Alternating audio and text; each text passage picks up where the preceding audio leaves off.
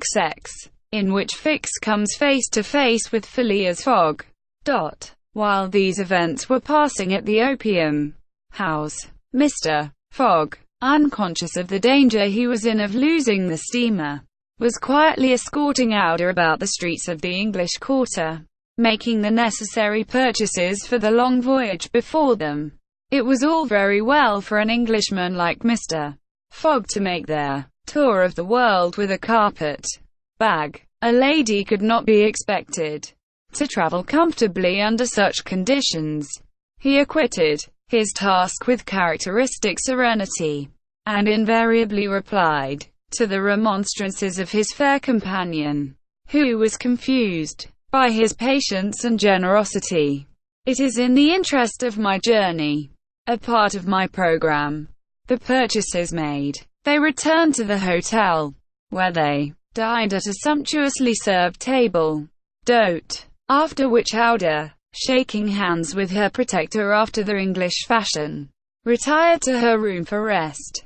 Mr. Fogg absorbed himself throughout the evening in the perusal of the Times and Illustrated London News. Had he been capable of being astonished at anything, it would have been not to see his servant return at bedtime, but, knowing that the steamer was not to leave for Yokohama until the next morning, he did not disturb himself about the matter.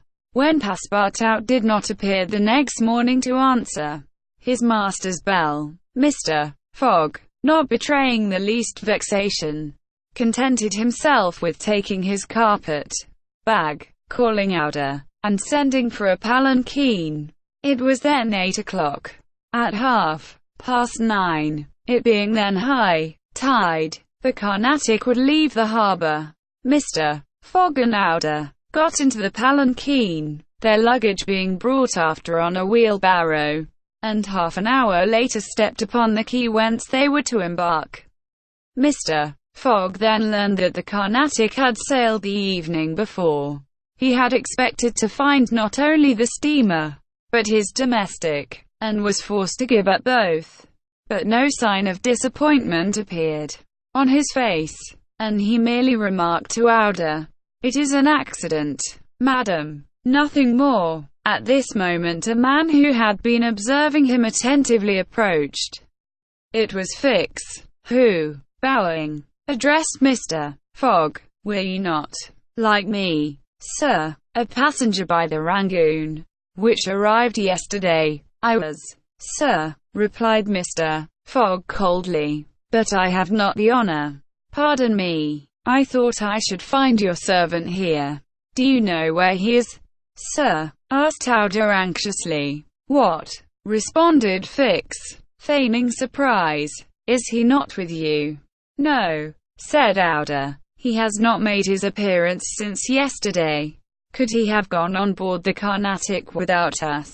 "Without you, madam," answered the detective. "Excuse me, did you intend to sail in the Carnatic?"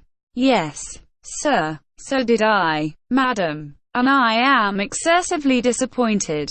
The Carnatic, its repairs being completed, left Hong Kong 12 hours before the stated time, without any notice being given, and we must now wait a week for another steamer."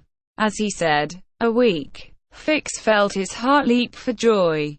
Fogg detained at Hong Kong for a week. There would be time for the warrant to arrive, and fortune at last favored the representative of the law. His horror may be imagined when he heard Mr. Fogg say, in his placid voice, "But there are other vessels besides the Carnatic, it seems to me, in the harbor of Hong Kong." And, offering his arm to Aouda, he directed his steps toward the docks, in search of some craft about to start. Fix, stupefied, followed. It seemed as if he were attached to Mr. Fogg by an invisible thread.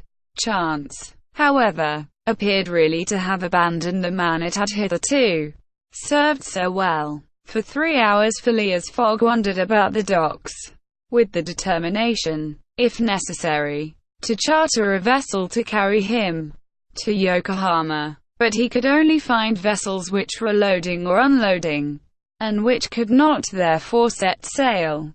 Fix began to hope again, but Mr. Fogg, far from being discouraged, was continuing his search, resolved not to stop if he had to resort to Macau, when he was accosted by a sailor on one of the wharves.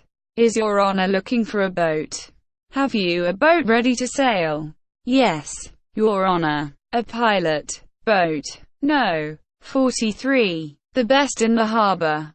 "Does she go fast?" "Between 8 and 9 knots the hour." "Will you look at her?" "Yes, your honor will be satisfied with her." "Is it for a sea excursion?" "No." "For a voyage?" "A voyage." "Yes." "Will you agree to take me to Yokohama?" The sailor leaned on the railing, opened his eyes wide, and said, "Is your honor joking?" "No. I have missed the Carnatic, and I must get to Yokohama by the 14th at the latest, to take the boat for San Francisco." "I am sorry," said the sailor, "but it is impossible. I offer you £100 per day, and an additional reward of £200 if I reach Yokohama in time. Are you in earnest?" "Very much so." The pilot walked away a little distance, and gazed out to sea, evidently struggling between the anxiety to gain a large sum, and the fear of venturing so far. Fix was in mortal suspense. Mr. Fogg turned to Aouda and asked her, "You would not be afraid, would you, madam?" "Not with you, Mr. Fogg," was her answer. The pilot now returned, shuffling his hat in his hands. "Well, pilot," said Mr. Fogg. "Well, your honor," replied he, "I could not risk myself, my men, or my little boat of scarcely 20 tons on so long a voyage at this time of year.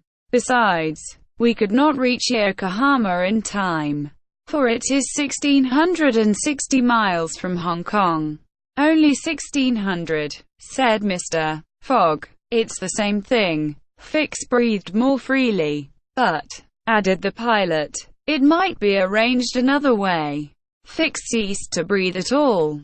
"How?" asked Mr. Fogg. "By going to Nagasaki, at the extreme south of Japan, or even to Shanghai, which is only 800 miles from here. In going to Shanghai we should not be forced to sail wide of the Chinese coast, which would be a great advantage, as the currents run northward, and would aid us." "Pilot," said Mr. Fogg, "I must take the American steamer at Yokohama, and not at Shanghai or Nagasaki." "Why not?" returned the pilot. "The San Francisco steamer does not start from Yokohama. It puts in at Yokohama and Nagasaki, but it starts from Shanghai." "You are sure of that?" "Perfectly." "And when does the boat leave Shanghai?" "On the 11th, at 7 in the evening. We have, therefore, 4 days before us. That is 96 hours. And in that time, if we had good luck and a south-west wind, and the sea was calm, we could make those 800 miles to Shanghai.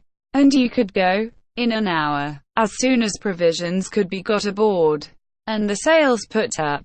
It is a bargain. Are you the master of the boat?" "Yes, John Bunsby, master of the Tankadere. Would you like some earnest money, if it would not put your honor out?" "Here are £200 on account, sir," added Phileas Fogg, turning to Fix, "if you would like to take advantage." "Thanks, sir. I was about to ask the favor." "Very well. In half an hour we shall go on board."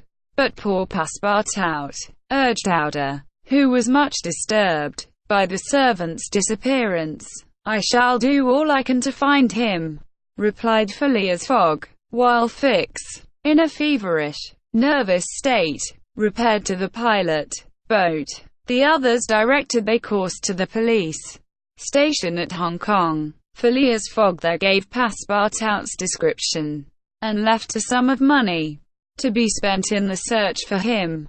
The same formalities having been gone through at the French consulate, and the palanquin having stopped at the hotel for the luggage, which had been sent back there, they returned to the wharf. It was now 3 o'clock, and Pilot Boat No. 43, with its crew on board, and its provisions stored away, was ready for departure. The Tankadere was a neat little craft of 20 tons, as gracefully built as if she were a racing yacht.